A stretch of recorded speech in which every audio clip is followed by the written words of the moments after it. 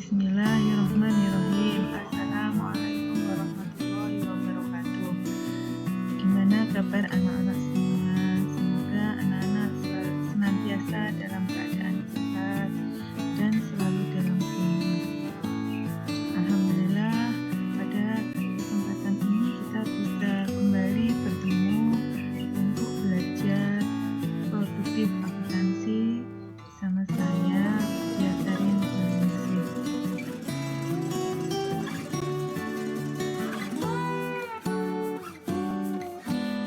Pada kesempatan kali ini, saya akan mengampu mata pelajaran akuntansi keuangan untuk kelas 11 akuntansi dan keuangan lembaga.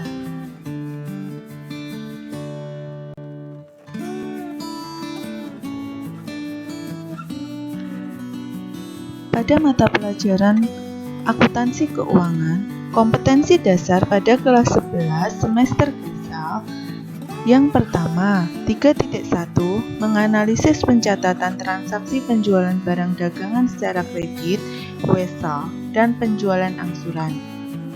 4.1 melakukan pencatatan transaksi penjualan barang dagang secara kredit, wesel, dan penjualan angsuran.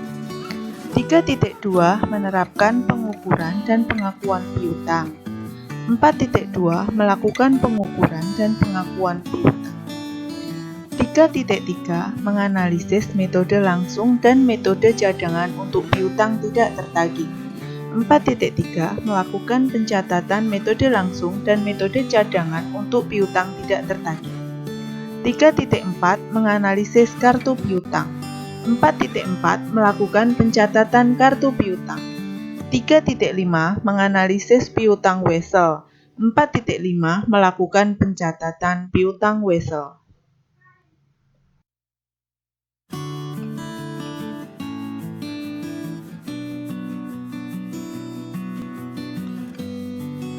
Untuk pertemuan pertama, kompetensi dasar yang akan kita pelajari yaitu 3.1 menganalisis pencatatan transaksi penjualan barang dagangan secara kredit, wesel, dan penjualan angsuran. 4.1 melakukan pencatatan transaksi penjualan barang dagang secara kredit, wesel, dan penjualan angsuran. Tujuan pembelajaran kali ini, siswa diharapkan dapat menganalisis dan melakukan pencatatan transaksi penjualan barang dagangan secara kredit, wesel, dan angsuran.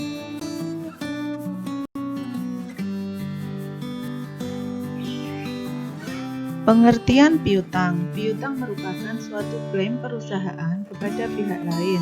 Piutang timbul karena adanya penjualan secara kredit kepada perusahaan lain. Piutang merupakan hak untuk menagih sejumlah uang dari si penjual kepada si pembeli yang timbul karena adanya suatu transaksi.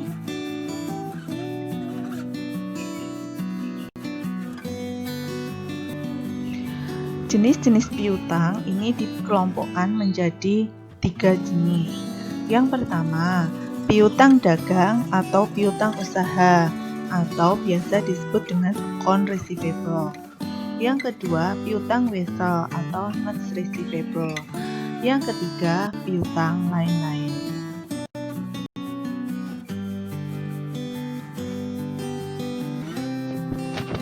Piutang dagang atau piutang usaha. Piutang dagang atau piutang usaha yaitu tagihan perusahaan kepada pelanggan sebagai akibat adanya penjualan barang atau jasa secara kredit. Piutang dagang ini biasanya berjangka waktu kurang dari 1 tahun sehingga dilaporkan sebagai aktiva lancar.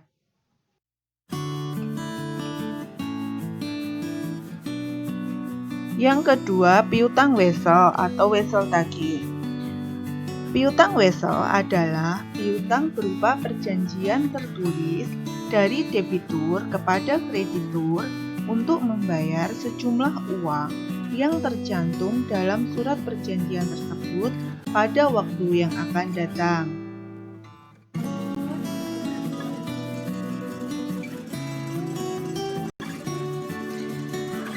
Piutang yang ketiga yaitu piutang lain-lain.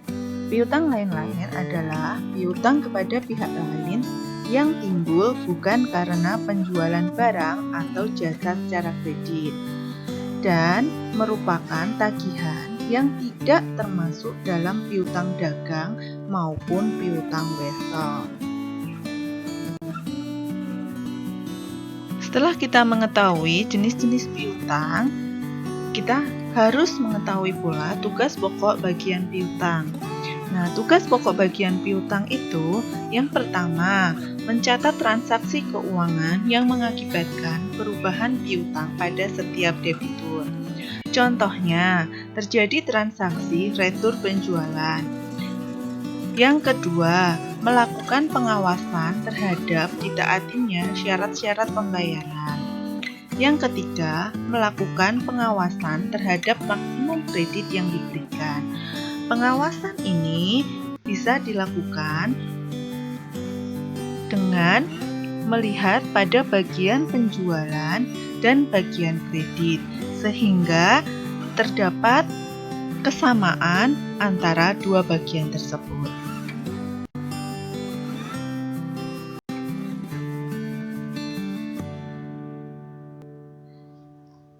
Demikian tadi anak-anak materi mengenai pengertian piutang, jenis-jenis piutang, serta tugas pokok bagian piutang.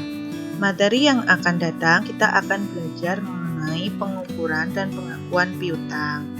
Terima kasih atas perhatiannya. Semoga materi yang disampaikan kali ini bisa memberikan pemahaman kepada anak-anak semua. Wassalamualaikum warahmatullahi wabarakatuh.